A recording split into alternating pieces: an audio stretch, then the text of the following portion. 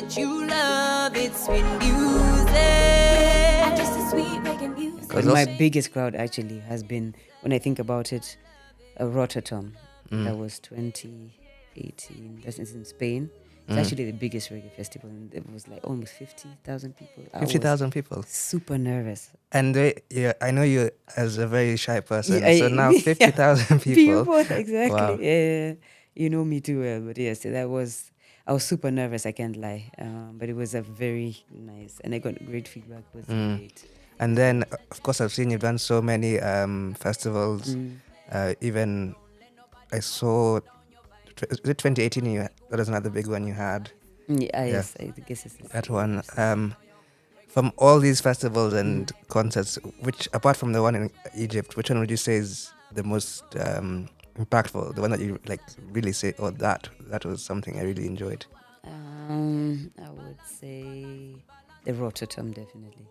Yeah, I really enjoyed that. And it was also kind of like being thrown into cold water. Because now it's like... in the deep end. Yeah, exactly. You're not in the back anymore. Now you're in the front of the crowd. So definitely that was... it was a learning experience. Like I said, I was super nervous. But I had to now, take charge of this. And I feel like I did my best and I did a good job. That's amazing.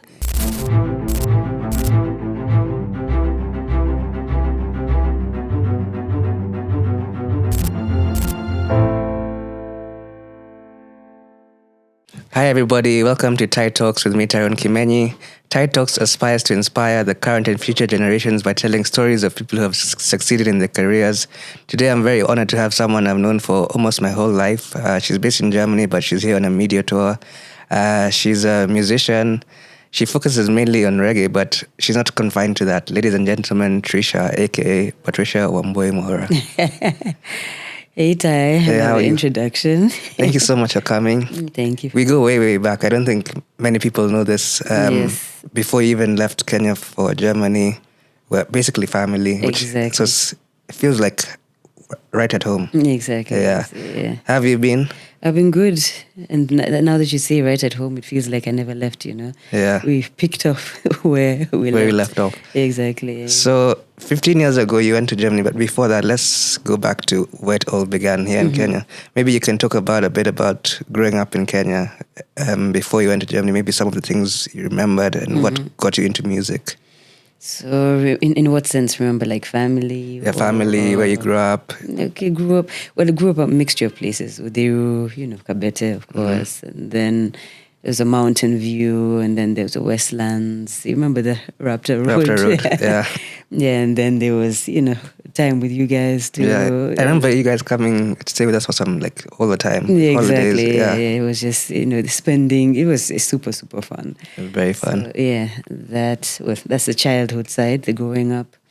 And then you asked about the musical side. I remember going to some studios. Not the place, honestly speaking, not remember, but I remember the industry was kind of like coming up at that time. So, but that was a good time. I remember going with a friend of mine who I also consider a sister.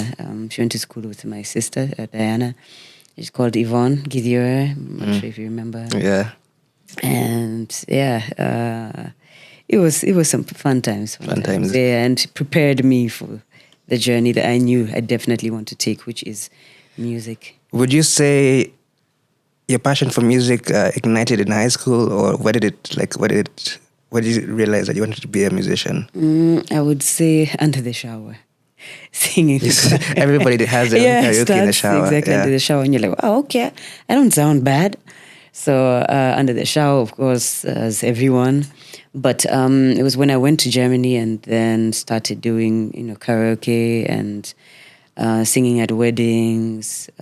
That's when, people are like, I think you should do this. Yeah, you should do this. And then, of course, my brother and my sisters were like, yeah, you sound good. You should pursue. And then my mom, of course, I used to also get on her nerves singing in the house the whole time. And then school choir. And for then on is when I was like, because people used to give me a lot of compliments. And I was like, it's something I like doing. And by the way, my late father, I used to play guitar. So I feel like that's where that musicality, and maybe I was also kind of told to continue that path by my dad. That's really, really nice. Do you remember like some of the artists you used to listen to when you were a child? Like maybe did you hear your late dad listen to something or your mom listen to something? Is there something that stuck with you? Yeah, there was a lot of Charlie Pride in the house, Dolly Parton, and then going on to Beyonce's and Bone Thugs and Harmony. I remember you and Diana Whitney are Houston. diehard Bone Kwanzaa Thugs. Diana. she's a diehard fan. Yeah. So, and then of course Marianne with Whitney Houston. Yeah. Janet Jackson, and then my brother, George, on the reggae side. That's actually how I got to that reggae section department. Actually, when I tell this story, that's how I tell the story. Through George. Not only George, but the whole, starting with Marianne, and then of course my mom, Dolly Parton, my dad, and then Diana, Bone Thugs and Harmony, and then for me, when it came time to listen to radio, it's like, okay, it's almost bedtime, so I've listened to all of these genres, and I like to feel. I think that is how my versatility came about. Yeah, because as I said, like in the introduction, you're not confined to reggae alone. And I like that you said that. Exactly. Because there's some artists who stick to one genre, but you're versatile. You can do pop, you can do reggae. You do like a bit of everything, which I really, really admire about you. Thank you. Thanks, Ty. Yeah, and then so going back now, you went to Germany. People told you at weddings and other functions that you have the X factor. Yeah. So let's say, do you remember your first big concert that you sang at? Yes, my first big concert was, well, my own, let me just say, was, although it was not big as in crowd-wise, for me it was just big, experience-wise, was at a bar, restaurant bar in Cologne called Bruegel's. And yeah, that's where for me, even just experience-wise and then reaction from the people. For me, like I said, there's not that many people, but the experience that I got through it was huge. The feedback was like... Exactly. It was, even just the feeling was huge because it was my own show. Yeah. Now, on the other side, my biggest show was with Gentleman, a reggae artist, Gentleman. And the first show was in Egypt, actually. Oh, wow. Yeah. Cairo. Cairo, exactly. It actually was on the 19th of April. I can't forget that. So, what year was that? 2013. Yeah. So almost, 12 years or so.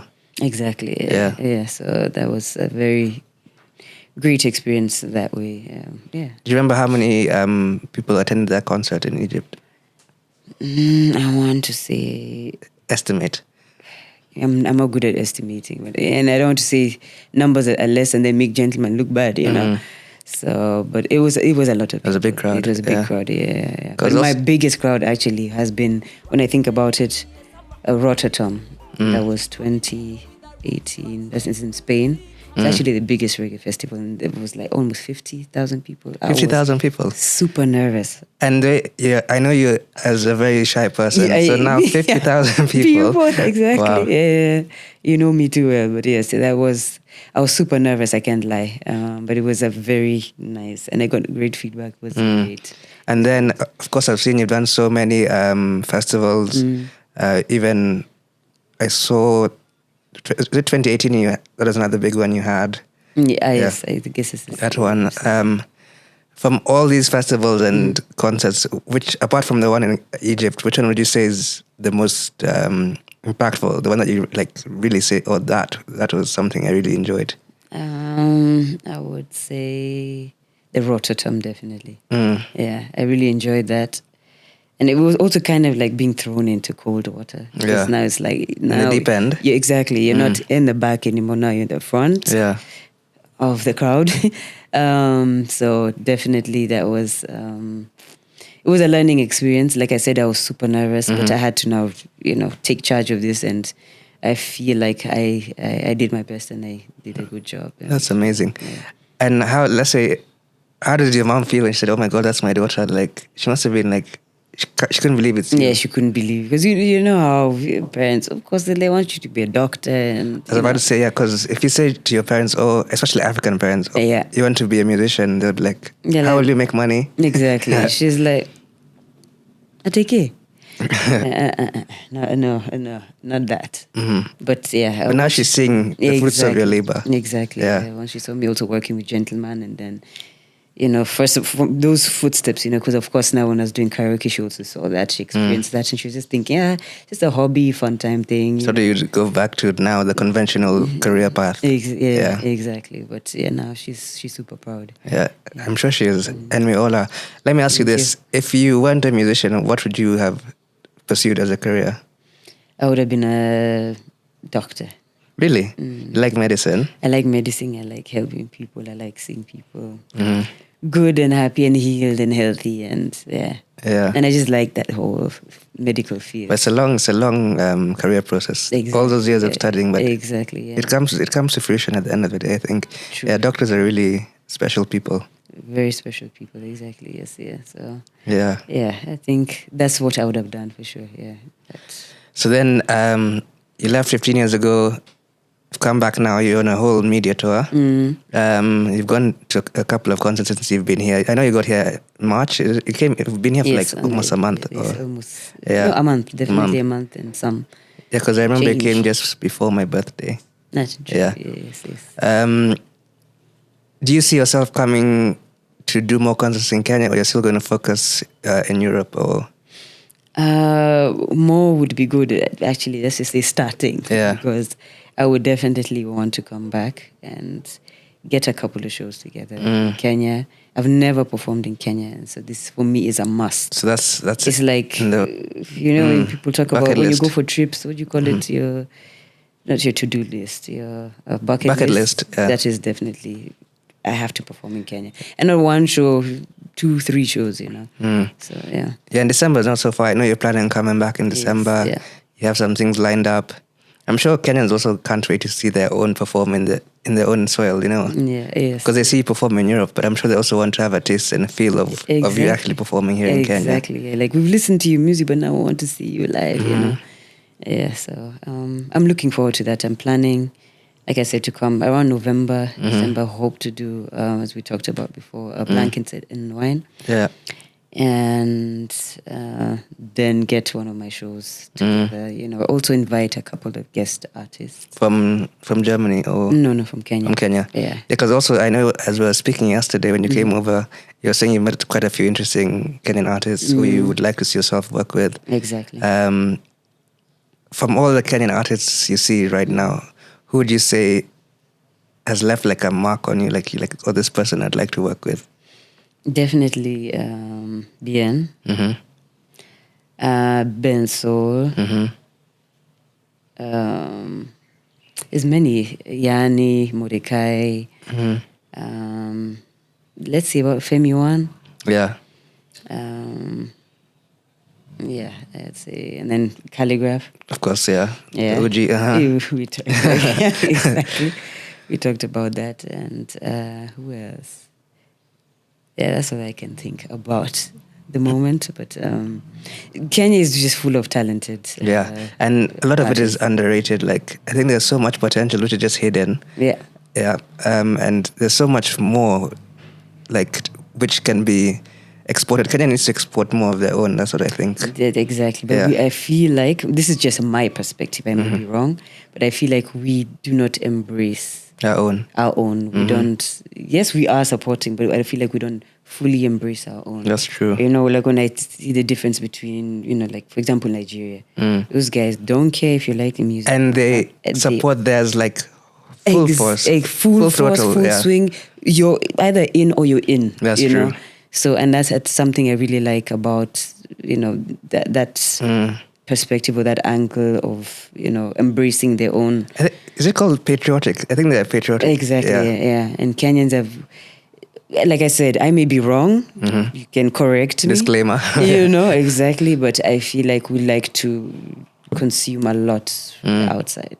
That's true, because like a lot of Kenyans listen to Western music.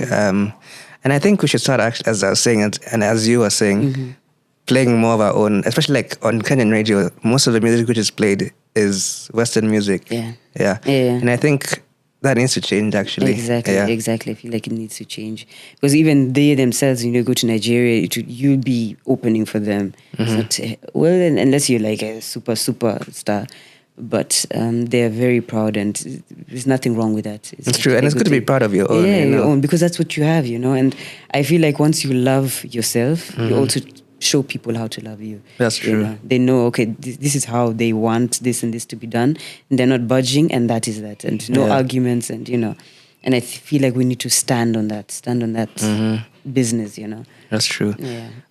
Now that your time in Kenya is coming to an end and you're going back to Europe, specifically Cologne, Germany, do you have any concerts lined up?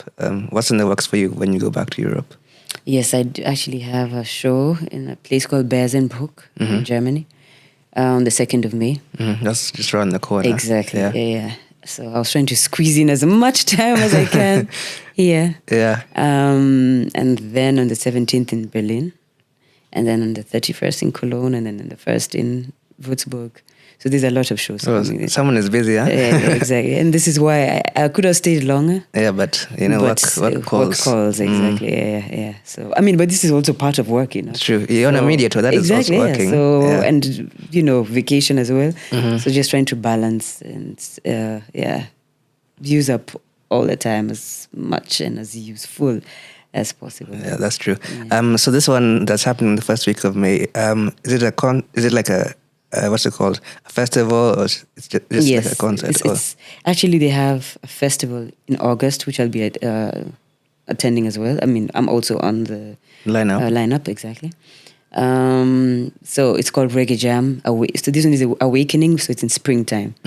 So it's a smaller version of the big version that's happening in August. Because last year, I think there's another festival you performed at in the summer. Yes, actually many. So, because even remember I told you I had a friend who I actually sent you a picture. Oh, remember? You mean Summer Jam? Yeah, remember? Yes, you sent me a I was video. like, oh my goodness, my friend is there performing. I was like, I sent you a WhatsApp. I'm like, my friend remember, is there. Yeah, exactly. Yeah. That was fun because she sent you a video. Yeah, and then I forwarded it to you. Exactly, but did she know where it related? She was shocked when I told her that we have some family connection. Okay. And she was really, really like impressed of what you did. She was so proud. She was like, that's a Kenyan who's doing great things. Yeah, thanks. Appreciate it, but that was Summer Jam. Yeah, I had Summer Jam is a really, really, really big festival. Yeah, big festival is also a great platform as well. Is it like a multi-day festival or just yes, one? It's 3 days, Friday to Sunday. So Friday, Saturday, Sunday. Exactly, yeah. So it's a really good platform. I have great artists. I think last year, Burna Boy was there, by the way. Oh, wow. So now they're including more Afro beats, African artists, let's just say. So, because before it was just strictly reggae, but now they've been turning it kind of also popular music. So, I think it's a good thing. That's nice. It's going in a nice direction when it pertains to African acts. Yeah, that's true. Yeah. Speaking of reggae artists, have you worked with any? Jamaica is associated with reggae. Have you worked with any Jamaican artists? Yes, I have worked with a lot of Jamaican artists. Tanya Stevens, for example, like on my last album. Tanya Stevens, Turbulence, Bugle as well. I worked with D Major, but that song is not yet out. I worked with, I can't say the other one because it's on my next project. Yeah, so I have to wait keep and see. Exactly, two of them I have to watch the space. Big artists. And then who else have I worked with? TOK, basically from TOK. Oh, TOK, they go way back. I remember. Exactly. Root Girl Swing. It's actually my biggest song. Oh, nice. Yes. From all the songs you've produced and published. Denham Smith, by the way, he's also. Oh, wow. Yeah. I was asking, from all the songs you've released, published, do you have one song which you say means the most to you, or each song means something different to you? It's like a baby. Everyone is special, and everyone has and holds memories. And I don't want to pick. Yeah, you wouldn't say you have a favorite. I'll just say all of them are my favorite. Yeah, I love my music. I love it. And the thing is also because I record myself. So I am, trust me, I've listened to those songs. That's why you're playing a song here, I don't want to, because I have listened to my music. I've Over and over recorded, again. sat, listened to the mix, make sure this and this is proper, this is sounding okay, So yeah, I'm very hands-on actually also. All that I do. So that's why I can't really pick, because I put my 100 into each. All of them, one. yeah. Yeah. That's a good answer. I was actually talking to some musicians. Are you one of those musicians who doesn't listen to their own music? Like, there's some who say, I can't listen to my own. Like, can you go home and play your own music, or depends? It depends. Sometimes turn on Spotify and turn it down just for the clicks. I'm guilty of that. But some songs, yes, there's some that I'll just listen to just because they some memories behind them. Because a lot of them are also very personal. But to be honest, I'm not that. And unless it's like, for example, we're doing an interview, then that's when I'm like, then it sounds fresh to me. But I'm not going to sit and listen to that song over. And me, I'm that type. If I'm listening to something, I'm listening. I'm always doing things 100, Yeah, I know that about you. You know that exactly. So I'm very thorough. So if I'm listening, I want to give it my all. So, but no, like I said before, because I record my own music, I've listened to the instrumental. I know when this and that is coming here and there. I've listened to my music so many, and then we listen to the mix, send it back. No, this is not okay. That's not, To alter this, change this. Yeah. Exactly. And then comes the master, same thing again. Then I listen to it a couple of times. Yeah. So I've listened to, I've consumed my music. Yeah. Wholeheartedly. Exactly. Yeah. And a lot. So, yeah. And not many people know there's a lot of things that go behind the scenes, like as a musician, like preparing for a show, that in itself is a whole task. True. Maybe you can tell me a bit like how you prepare for a show. Like what goes on behind the scenes that we don't know about. Okay, so well, it depends. So the sound system, which is just playing with a DJ, that's easy because it's just the instrumental and the DJ. So there's actually nothing much to correct because you can't say the bass player is playing a wrong note, for example. Exactly. Because everything is proper. So there's not much preparation that goes behind that. Although, of course, just at times just refresh, stand in front of a mirror, check my moves, dance. If there's something I want to add, change this here. I try to, freshen up my set by every year. Keep it monotonous. Exactly. Yeah, but there's some songs that I have to put in the set because, of course, people know. Yeah. And then when it's with the band, we try and rehearse. Of course, so I send out the songs. I'm like, okay, I'm taking out this song. We're going to do a medley out of this and this and this song.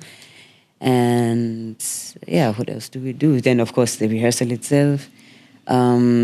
We go through each and every song just to, even, by the way, changing arrangements. So, for example, if it's, let's say, like Love It Like 1, 2, 3, that's a song I always have to do. Yeah. We try and change, if it's like doing drum and bass, for example, in the second verse, we try and change that up, for example. And then, what else do we do? Yeah, we just rehearse. Just rehearsals. Yeah. Put in a lot of, I'd say, at least 3-4 hours.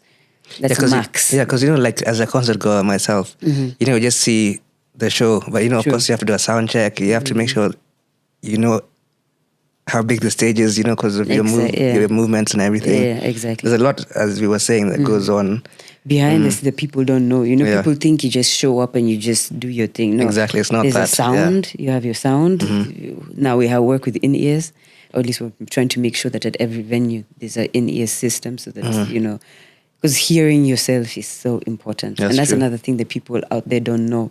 At times we're struggling with our sound on stage, but you still have to, it's not like it's a pre-recorded or anything. It's live. Live. And and it depends also on the production. So, of course, the bigger the production, the easier it is for you. So they're like artists who have their own engineer. You have your own mix board, for example, and then like the in-ear system, so you can hear the monitors, actually. Yeah. That's kind of like a privilege, let's just say. And there are others, smaller artists who don't have that. So you just end up struggling and people don't know. They're just thinking, why are you off key? Why are you shouting? Because you do not know what's going on, And then the traveling is another thing that people don't think about. Yeah. Let's say we've come from... Takes a toll also. It takes a toll, you're sleeping on the road. And then by the time you're back home, the next show in like 3 days, and you still have... You're still tired. You're still tired from, So, it's not easy. But if you love what you're doing, you make it look easy. Yeah, that's true. That's actually a very, very a good way to put it. And do you usually work with the same like backup people, or you try and switch things up? Because sometimes some artists like to work with the same people because they're comfortable with that circle of people. Yeah. Are you one of those type of people, or you'd like to? Yes, I like to work with the same people, and I do have my own band. Also backing singers. For me, especially backing singers are important because then they know what is what. But I feel like most artists would like to work with the same musicians. At times it's just not possible. Yeah, that's true. Either because of, funds, finance. If you can't pay a band a certain way and they get another gig, which is offering more money, exactly, they take it. But if you're that type of artist who has, if, for example, it's a label, you have these funds, you can definitely pay your band for, 5 months straight, whatever the case. Yeah. Then they're super, let's just say, loyal to you, So it highly depends also on the situation. But I love to work with the same people because it just makes things easier. Like just knowing the people, you're just comfortable, that's the word. Yeah. And then the people get to also know you, they know, or rather the musicians, we know each other. They know, okay, at that point, she always talks. At that point, she always does her little dance. So, okay, then we can go in more with but if it's people who do not know you, then it's like, it's always starting from scratch. And the awkwardness also, Exactly. It's like, was I supposed to do that and that there?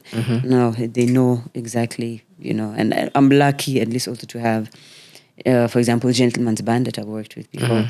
And we know each other very well, so they know exactly if Treesha isn't like that. Yeah. Treesha doesn't, and I know so and so doesn't. We just know each other, and it's very important. So I would recommend that if it's possible. If it's possible. Yeah. Speaking of tours, like what's the longest tour you've been on? That was with Gentleman for 3 weeks. 3 weeks? Yeah. On the road? On the road, yes, on the road. That must have been very tiring. It was tiring, but I was having a time of my life. Yeah, I was enjoying. And was that in Europe, or where was that? It was in Europe, yeah. How many cities did you do in those 3 weeks? I guess maybe 20-something. Oh, that's a lot. Because then we had, of course, off days in between, so you can travel, and then like a rest day here and there. But it was a nice. Basically, if it was 20-something, it was like you're doing a show almost every day. Almost every day. Yeah. Yes. Yeah. So, but I'm sure that was an experience and a half. It was something an experience, exactly. Yeah. Which is also a good thing because now I can take that experience also for myself. You also have to know how to preserve your energy. And the first year, I did not know that. I was just enjoying it there, and you're like, okay, did not sleep. Tomorrow is another day, off day. And, for the first years, it's cool. And then after that, you're like, okay, no, you need to preserve your energy. Your body is your temple. You need rest as well. Exactly. Your body needs rest also to recover. And then your voice also. I mean, for me at least, for singers, your voice, if you're tired, then your voice is also... I was going to actually ask you that. How do you preserve your voice? One thing I noticed is you drink a lot of hot water. Yes. A lot of hot water, ginger teas, eucalyptus as well. And I have some, what do you call them? Menthol. Those lozenges. Lozenges, exactly. And then I drink a lot of water. Hydration is important. Hydration is important. And when I don't need to talk, then I just don't talk. Yeah. As you're saying, you need to preserve your voice. Exactly. And then, that's another thing also. It's good that you asked. At times, if it's family or friends, do not understand that I use my voice a lot. So at times when you just need to chill and give your voice a break. But then they don't understand and you don't want to be rude. So you just... Or they think that you're being rude, you're ignoring exactly. them. It's like you don't want to, you don't want to meet up, you don't want to... But it's because you also have to just rest. And at times in between tours would have like 2-3 days, and that's the time you get to rest your voice and just rest. And I also like go to saunas, the hammam, often because of the moisture. Yeah, and also the eucalyptus. Yeah, exactly. Just inhalation, just to kind of like moisturize Yeah, and lubricate the throat. Yeah. At least for me, that's what I think it does, because at times they say the water doesn't go directly to the throat. That's true. But for me, that's my That's your remedy. Exactly. Your regiment. Exactly. Speaking of preserving the voice, have you ever had a show lined up and then all of a sudden you get sick, but you still have to do your show? Yes, I had that at a gentleman show where I almost lost but I ended up singing. The voice just came. Yeah, but I'm sure afterwards you're in a lot of pain. No, I think it was just maybe tired. I was just tired fatigue. because I tell you, fatigue can do that. But yeah, I was able to sing, but the next day then I was a bit hoarse, you know. And then there was another gig. This was actually last year, but because I was doing a lot of gigs and then I was moving at the same time, so it was just a lot happening. And then I got sick, so I had to cancel. You had to cancel a show? Yeah, because it was tonsillitis and that swollen. I couldn't at all. And then when you put a strain on your voice, now it's even worse when you're performing. Exactly. Yeah. You just don't sound. And it was funny because that gig that I did, you couldn't actually really notice that I was. And I myself did not know until. But I think it's more like an autopilot modus, let's just say. Yeah, I understand. Yeah, you don't really notice what's going on until you're like, okay, now you're back home and you see same thing, off days. Yeah. And then now that's what that happens. So. As we say, all good things come to an end. What advice would you give to an up-and-coming musician? What would you tell them? No, artist. I just tell them to stay true to themselves.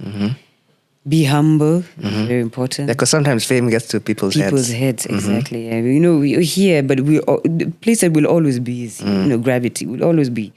That's true. Here, and then I would say surround yourself with people who support you, genuinely support you. Have a good support system. Yeah, the people around you, trust me, it's very it is very, very it's so super duper important to have people around you that support you, that love you, that want to see you do good. I mean, if it's doing better than them. True. Because there's some people who want to see you do good. Yeah, but some people get jealous when they see you doing better than them. Exactly, yeah. That's what I would say is definitely super, I would say super important, yeah. To those watching, where can they find you? What are your handles on social media so they can go check out your stuff? So my handles are Treesha Music, so that's TREESHA_music. Instagram, TikTok, and then Treesha on YouTube, Spotify, Deezer, Amazon, iTunes, yeah. As I say, all good things come to an end, and I just have to say this. I'm so proud of you. Thanks, Dai. I never knew you were going to. You used to be this shy girl who didn't now look at you perform in front of 50,000 people. Thanks, Dai. Yeah. Thanks, Dai. And I know there's still so much more ahead of you. Thank we you. can't wait to see you perform in Kenya. Yeah, I can't wait. God willing, in November, December. Yes. Yeah, and people, please support reggae music. Reggae music is a positive. I have to say that because from what I've experienced kind of in Kenya, it's not been that positive. It has a bad light.